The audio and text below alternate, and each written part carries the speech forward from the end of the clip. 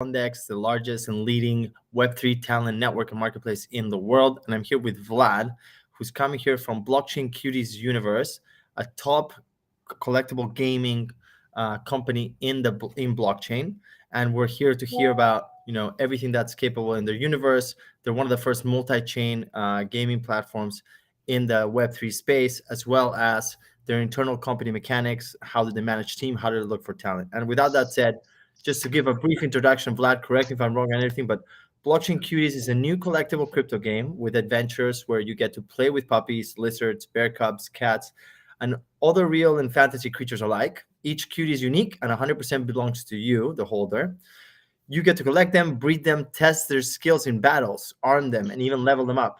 The in-game economy lets you trade cuties using smart contracts on Ethereum, EOS, TRON, and Neo blockchain. This is true innovation, as this is the first time I hear of one that is multi-chain. And each cutie, which is a non-fungible, can be transferred or sold to other players, just like regular cryptocurrency. This is super cool, and I hope you don't get offended. It reminds me a little bit of a blockchain Pokemon.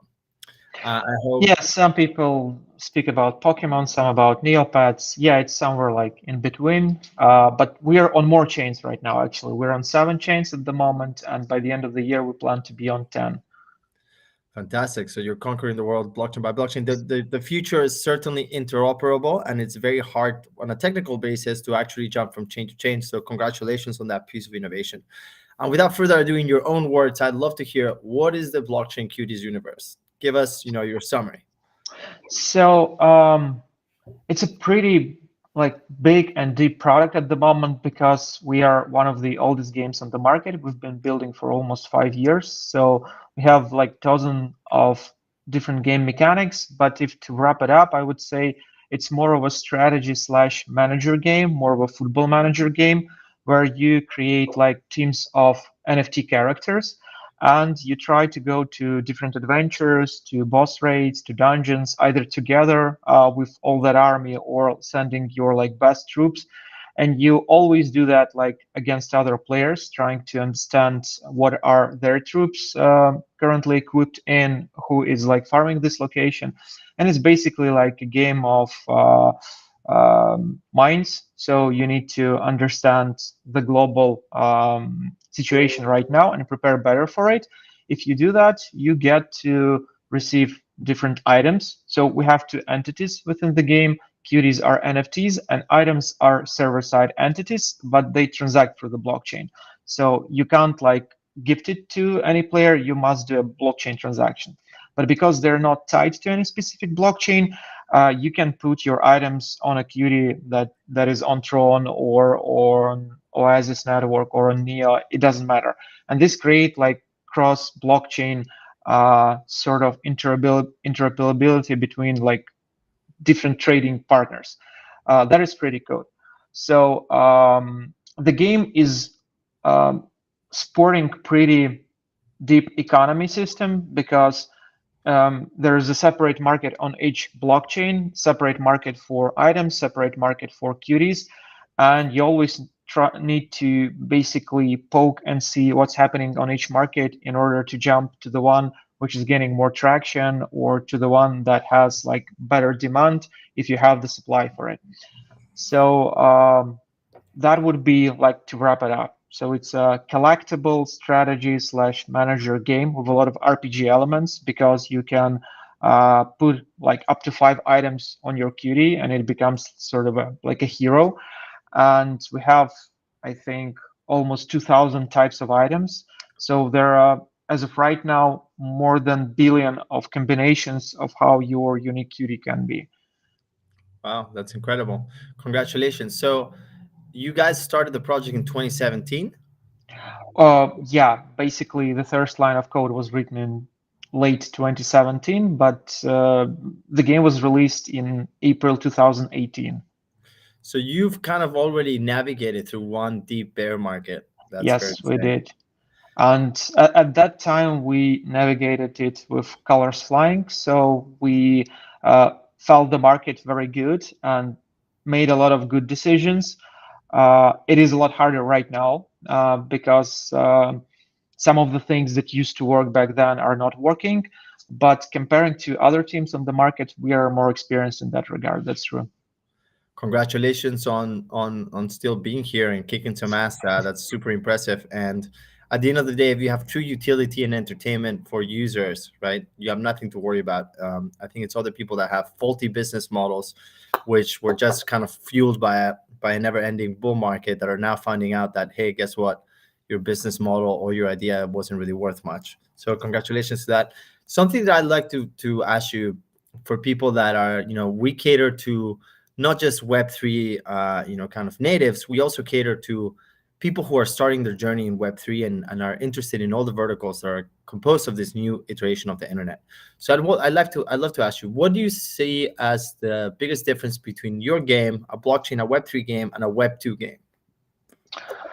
Well, there are several big differences. I can't like put one as the biggest, because the market always give me the top three. Top three. Okay, so the one that lies on the surface is ownership. In Web2 games, you sign the ULA and you don't own anything, you rent it. So if, for example, you do some faulty behavior in a game like Call of Duty, you get banned, no matter how much money you've put into the game, even if it's like thousands of dollars. You will get banned and you can't do anything with your items. Here you own them, and if they're NFTs, they are stored on your wallet, so you can sell them, even like at a discount, but at some point you can make at least partial return on investments. That's important. Another important thing is that if developers like ourselves sort of honor the things that you own as your own assets, they can't change it. Technically they can, if smart contracts are written appropriately, but if they honor that, they don't change it. And basically, if you have something like very imbalanced, but you got it during the era when that was okay, you are left with that kind of artifact, and it's not going to be like reworked, rebalanced. It's basically a historical item that gains value with time as the game changes, as everything like progresses. I don't understand. Sorry, Siri decided to talk. So yeah, and you don't usually have this kind of things in Web2 games. So if there's like a rebalance happening in a Web2 game, everything is reworked, nothing grandfathers in. Then the most important thing that people coming from Web2 to Web3 consider is the ability to make money, something that is actually liquid, that you can change to like either USDT or then turn into fiat and pay the taxes. That is not happening in Web2. There are there are a lot of reasons why that is the way it is in Web2, but in Web3, this is something very important. So we're just scratching the surfaces of different business models to see how it works. I think in future it's going to be a little bit different from what we have right now, but it is an interesting time, and because of that, there are a lot of different financial experiments which we also don't see in Web2 games. So like last year, everybody was doing like this how it's called right now, classical play to earn program, where majority of actions, including just player spent time, was translated into value, into tokens, and people were able to sell it, and they tried to get rich with it. Right now, we're trying different kinds of models, like play and earn, own and earn, and so on. And this is happening so fast comparing to Web2 games market that people who didn't dive deep into Web3 would probably be lost from the distance, because it's always like happening, changing. They just hear about different scams, about models not working, but they don't understand that it's like a process of iterational tryouts to see what works and what doesn't. And the fourth big thing that we can't see in Web2 games is the ability to store sentimental data on blockchain. So for example, if the game allows it, some of the events happening to your NFT character, to your NFT items, can be stored on the blockchain. For example, if you waged war against your friend and you won it, this can be stored into your character in his biography or in a plot of land that was holding the battle. And as time goes, this amount of events is being piled up, and like within a year or two, this particular event would grow in value just because of the amount of historical things, sentimental historical things that became objective happened there. And we also can't see that in Web 2. So those like 4 or 5 elements, I think, are the ones that definitely sets Web3 gaming apart from Web 2. That was a great answer, and I completely agree with you. I think we need to step away from the quick money, grabbing kind of spirit towards actually building, creating, and being part of a creator economy and an ownership economy, right? And that doesn't mean get rich quick. That means investing time into building something worthwhile. In your case, characters, battling, and still quite like having a lot of fun while you can actually build some value. And the difference that I see is that when you're playing, let's say Call of Duty or FIFA, whatever it is, right? You don't own any of this stuff. You pay for it, but ultimately all the IP, all the data, everything is owned within the centralized party that is, exploiting all of that essentially, right? And at the end of the day, you have certain amount of time in your day. You have certain amount of time in which you want to be entertained. You want to play video games, right? Why not allocate that time into something that is a little bit more productive and valuable to yourself than a Web 2 game that is just going to take that same amount of time and it'll be entertaining, but you're not going to get anything really in return apart from pure entertainment, right? They own all of it, right? So that ownership aspect for me is something incredibly key. So something that I'd love to hear a little bit more about as well is, when you've built a company, you've been around for 5 years, how have you gone about building the team within your company? We're a talent network. We're obsessed with the ways in which companies are built, talent is attracted and managed. So when we started, it was the first popular year of crypto, like it was gaining towards mass adoption. So the 2017 was the year of ICOs. A lot of people were doing different ICOs, majority of them scammed, but there weren't many talent around that were already into crypto to work with. So basically you had to get knowledge from the internet, from people who worked, read different manuals. And we started with a team that was doing different games, mostly Unity games. They didn't know a lot about blockchain. And I was like a year and 2-3 months into blockchain by then. So we basically started to learn it and gain experience. And as the team grew, so we had 2 phases of growth and 1 phase of decline during like the harshest period of last crypto winter. And when we wanted to grow, of course, we tried to onboard people who already have some sort of experience, but the growth usually coincides with the growth of the market. And majority of people on the market, when it's bull market, are trying to raise the plank like of salary of things that they want to a very high standard, while they usually don't have the experience of working like in a long-term project. So it's pretty hard to hire during bull market.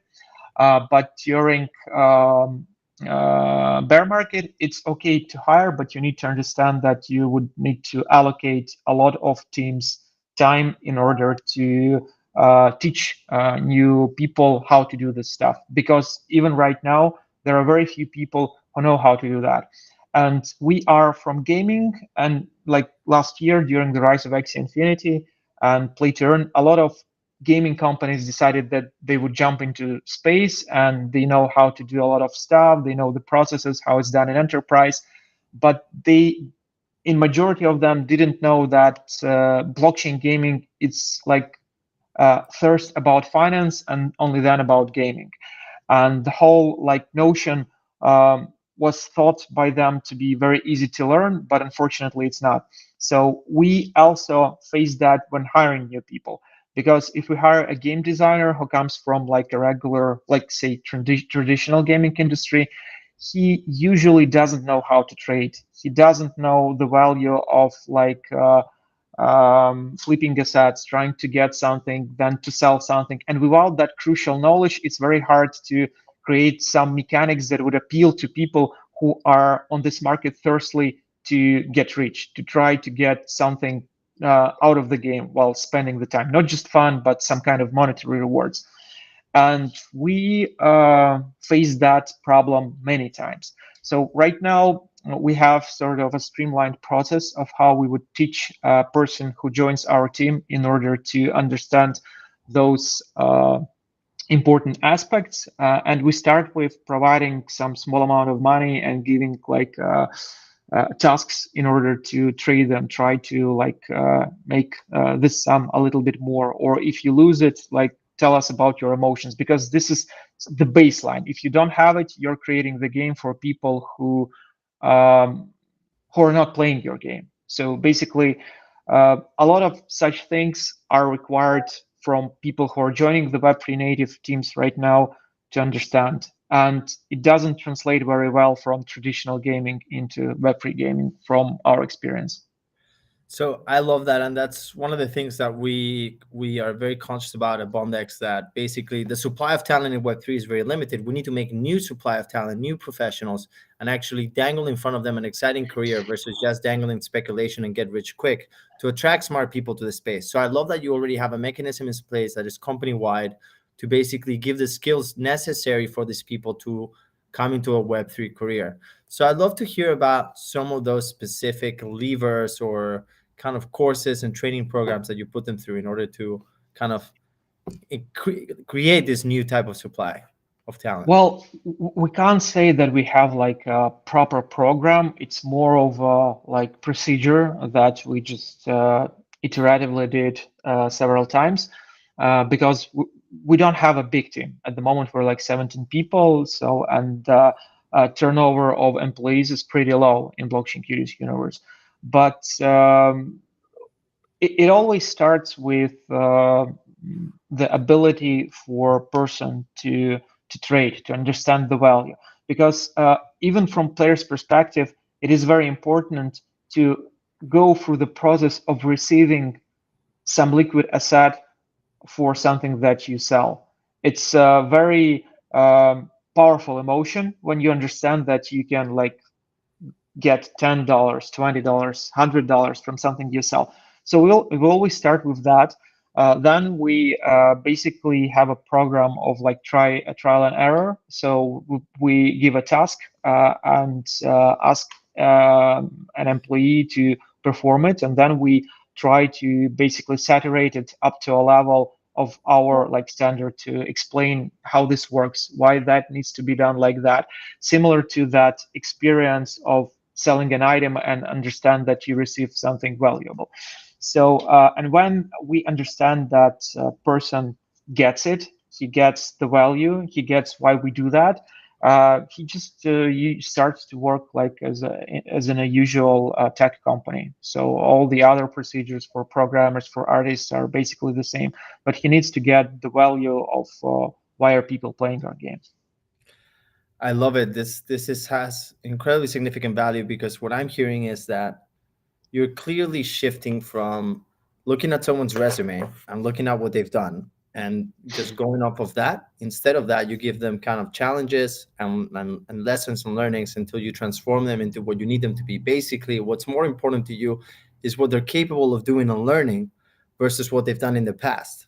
And I think that's a shift that's true within the whole future of work, and especially in Web3, where... Yeah, but there is like, well, not everyone who joined our team successfully went through this process. So, for example, we had a game designer that did it like just to understand, but he still, he didn't play the game like that. He thought it's just like a basic knowledge, a pre-requirement to working in a company, but he never traded afterwards.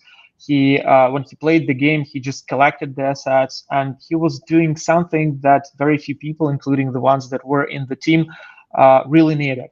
So he was basically blind for like a year. We tried to nudge him and to direct him into like the direction where we see the company should go, but for him it was like pretty hard, and it ended up he's a great guy, but he was from traditional gaming, not from finance.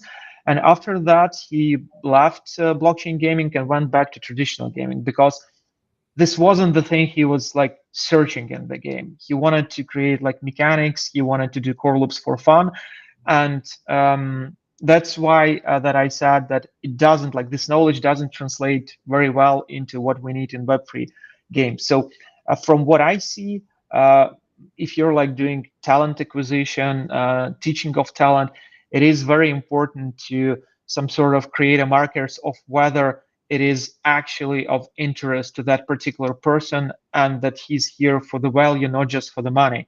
Because there are going to be a lot of people who are basically saying that they understand it and that they want to work, but they actually don't. So that's why finance thing, like financial market thirst, should be like a priority.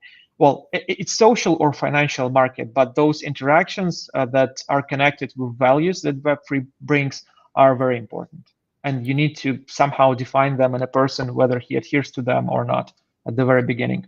That's giving me fantastic food for thought about what type of assessments and early steps in the onboarding of a profile into Bondex we should use to make sure that we're not leading someone down the wrong path. I'm sure this person had a very valuable experience in learning what it was about, but ultimately it wasn't the right fit, and no one wants to waste anyone's time, right? You want employees who are going to add a lot of value, and you want to learn from your job and love your job. So mismatching of a candidate to opportunity can be very, very costly, and in your case took a long time. So anything we can do to prevent in the first steps is super useful. And now that we're nearing the end of our of our interview, I'd love to ask you something, which is, where do you see the current market conditions going? This is not financial advice from neither of us, but just commenting on the current conditions. What do you think is going to happen in the medium to short term? Well, in my perspective, we're going to see a bigger dump pretty soon. I don't know the exact numbers, maybe Bitcoin falling to like 17, 16K. And then we're going to see all cryptocurrencies, including altcoins, going up. So that is, in my perspective, going to happen like within like the dump within 4 months and then the growth after. But it's not a financial advice.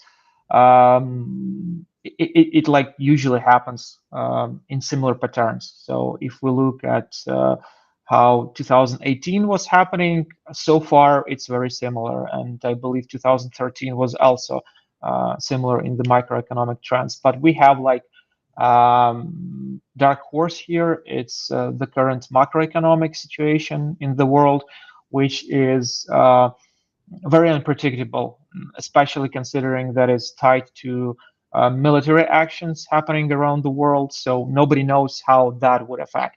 Hopefully everything will be okay, but it's pretty hard to like predict or try to base something of analysis, because some big event might happen and everything goes south. So yeah. No, Vlad, that was a fantastic answer, and thank you so much for your time today. That was incredibly answer. I hope everyone, learned a lot about Web3 gaming, of the opportunities out there, how to build a resilient company, what type of, to be sure before you embark on Web3 to make sure that this is the talent, the kind of the industry for you, because there's a lot of paradigm shifts and a lot of changes of psyche and how you approach things. So make sure that you're not just going in for the wrong reasons, for monetary or get rich quick reasons, that these are skill sets that you're like, because you believe in the mission and you're mission driven, that you want to enter the space. And so, Vlad, I just want to thank you for your time today. Have a fantastic week. And everyone, I recommend you check out Blockchain Cuties Universe. It seems like a sweet game, and I think everyone should check it out. So thank you so much for another week of live stream for Bondex, and have a great week. Goodbye, everyone. Thanks, Ignacio. Goodbye, everyone. Absolutely.